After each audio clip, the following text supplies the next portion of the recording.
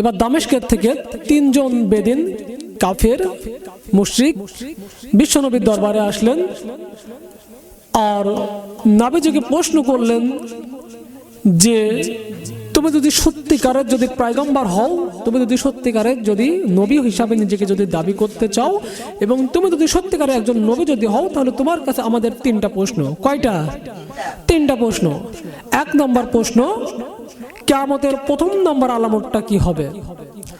2 নম্বর প্রশ্ন, বিচার দিবসের দিনে জান্নাতীরা জান্নাতে যাবে, জাহান্নামীরা জাহান্নামে যাবে। সর্বপ্রথম জান্নাতীদেরকে কোন খাবার খেতে দিতে হবে? 3 নম্বর প্রশ্ন, আসহাবে কাহাফ জুলকারনাইনে কাহাকে বলে? এইভাবে যখন তৎকালীন যুগে পণ্ডিত্য যারা লাভ করেছিলেন তাওরাত, ইনজিল, জাবরের উপর, তারা মুহাম্মদ রাসূলুল্লাহ সাল্লাল্লাহু আলাইহি সাল্লামের নিকটে এসে এই প্রশ্নগুলো করলো। আর তারা জানে যে এই 3টা প্রশ্নের উত্তর একমাত্র যে আখিরি জামানার পয়গম্বর সেই দিতে পারবে। চিল্লায় বলুন সুবহানাল্লাহ। এবার বিশ্বনবীর কাছে এইভাবে যখন তারা প্রশ্ন করলো কিয়ামত কবে হবে, কিয়ামতের প্রথম নাম্বার আলামতটা কি হবে, নবীজি আমার দাঁড়িয়ে আছে। এবার সকল মানুষগুলো নবীজির কাছে প্রশ্ন করলো। নবীজি আমার বলে আর হাদিসটা বর্ণনা করে আব্দুল্লাহ ইবনে সালাম রাদিয়াল্লাহু তাআলা আনহু থেকে হাদিসটা বর্ণনা করলেন। আব্দুল্লাহ ইবনে সালাম বলেন, নবীজি এবার এই বেদিন কাফেরদের প্রশ্নের উত্তর দিতে লাগলেন। নবীজি আবার বলে, পশ্চিম দিক থেকে একটি আওয়াজ আসবে, পশ্চিম দিক থেকে একটি আওয়াজ আসবে, ওই আওয়াজের দিকে সকল মানুষগুলো দৌড়াতে লাগবে।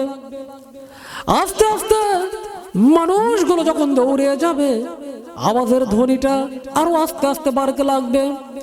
এক পর্যায়ে তখন আওয়াজের ধ্বনিটা এমন ভাবে বাড়তে লাগবে, মানুষগুলো যখন তার কাছাকাছি চলে যাবে, আওয়াজের ধ্বনিতে প্রত্যেকটা মানুষের কানের তালাগুলো ফেটে মানুষগুলো মারা যাবে। এটা হলো কিয়ামতের প্রথম নাম্বার আলামত। সুবহানাল্লাহ। তাহলে কিয়ামতের প্রথম নাম্বার আলামত কি? পশ্চিম দিক থেকে একটা আওয়াজ আসবে আর ওই আওয়াজটা শোনার জন্য প্রত্যেকটা মানুষ তখন দৌড়াতে লাগবে।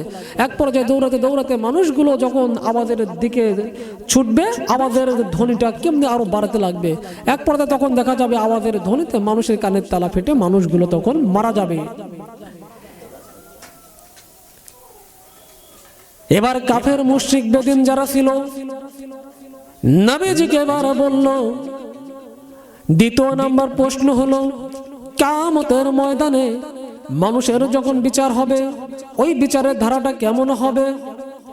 এবার আল্লাহ রাব্বুল আলামিন বিশ্ব নবীর কাছে আয়াত কারিমা নাযিল করে জানিয়ে দিলেন, ওয়া মান ইয়ামাল মিসকাল যাররাতিন খায়রান ইয়ারা ওয়া মান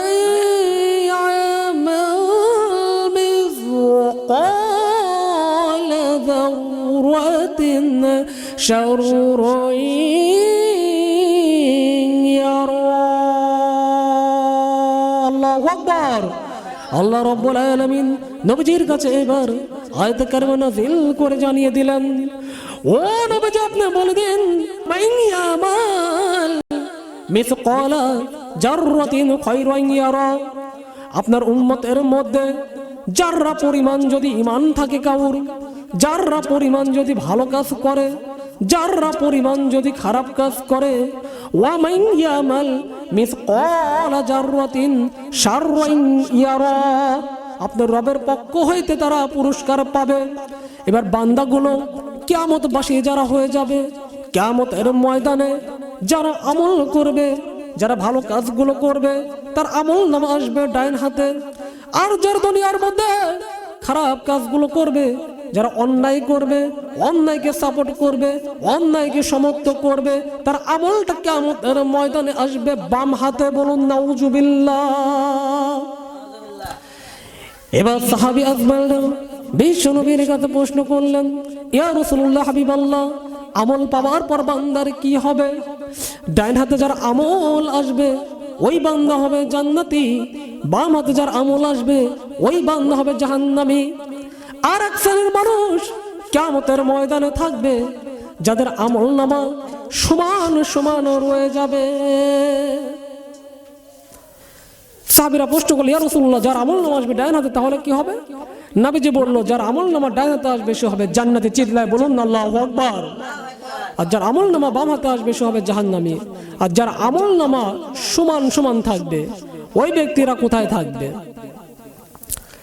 এবার নবীজি আমার ওই ব্যক্তি সম্পর্কে বলছে, যার আমল নামা সমান সমান থাকবে, হয়তো একটি নেকির জন্য জান্নাতে যেতে পারবে না, হয়তো এক আমলের জন্য জান্নাতের গ্রান পর্যন্ত পৌঁছেও গ্রান শুকতে পারবে না। আল্লাহ রাব্বুল আলামিন বিশ্ব নবীকে বললেন, ওই ব্যক্তিদের জন্য আমি একটি স্থান রেখে দেব, যে জায়গাটার নাম হলো আরাফ। কি নাম? আরাফ। আরাফ হলো এমন একটি জায়গা যে জায়গার মধ্যে জান্নাতি এবং জাহান্নামীর মাঝখানের একটি পথ। ওই পথের মধ্যে তারাই থাকবে যারা দুনিয়ার মধ্যে ভালো এবং খারাপ দুইটা কাজ যারা করেছে, যাদের আমলগুলো মিলিয়ে গিয়েছে। হয়তো একটি আমলের কারণে জান্নাতে যেতে পারে না, হয়তো একটা আমলের কারণে জাহান্নামেও যেতে পারে না।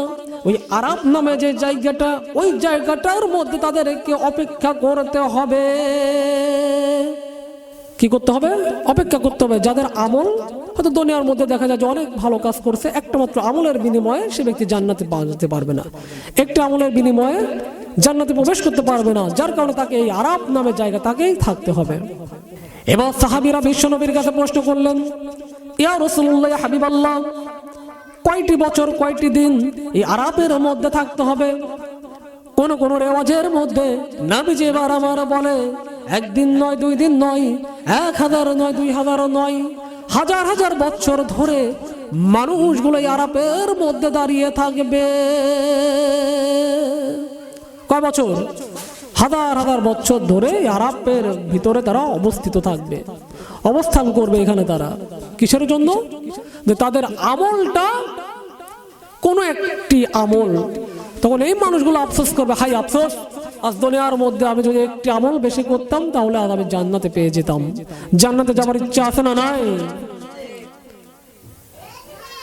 এবার কাফের মুশরিক বেদিনরা বিশ্ব নবীর কাছে প্রশ্ন করলেন, ইয়া রাসূলুল্লাহ হাবিবাল্লাহ, তাহলে জান্নাতীরা জান্নাতের মধ্যে যাবে, জাহান্নামীরা জাহান্নামের মধ্যে যাবে।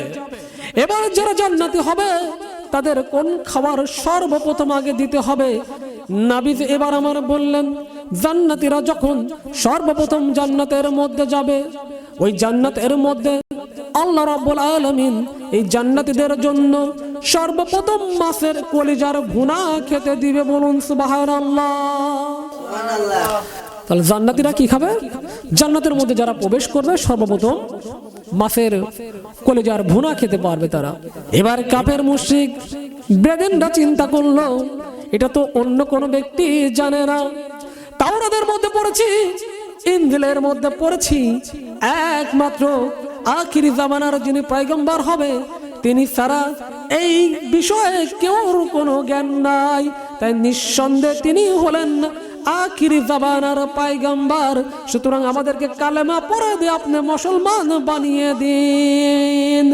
আশহাদু আল্লা ইলাহা ইল্লাল্লাহু ওয়াহদাহু লা শারীকা লাহু ওয়া নাশহাদু আন্না মুহাম্মাদান আবদুহু ওয়া রাসূলুহু। আল্লাহু আকবার।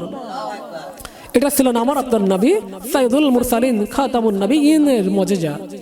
নবীজিকে প্রশ্ন করলেন, নবীজি আপনি যদি সত্যিকারের যদি পয়গম্বর হন তাহলে আপনি বলতে পারবেন যে কিয়ামত কখন হবে, কিয়ামতের প্রথম নম্বর আলামতটা কি হবে?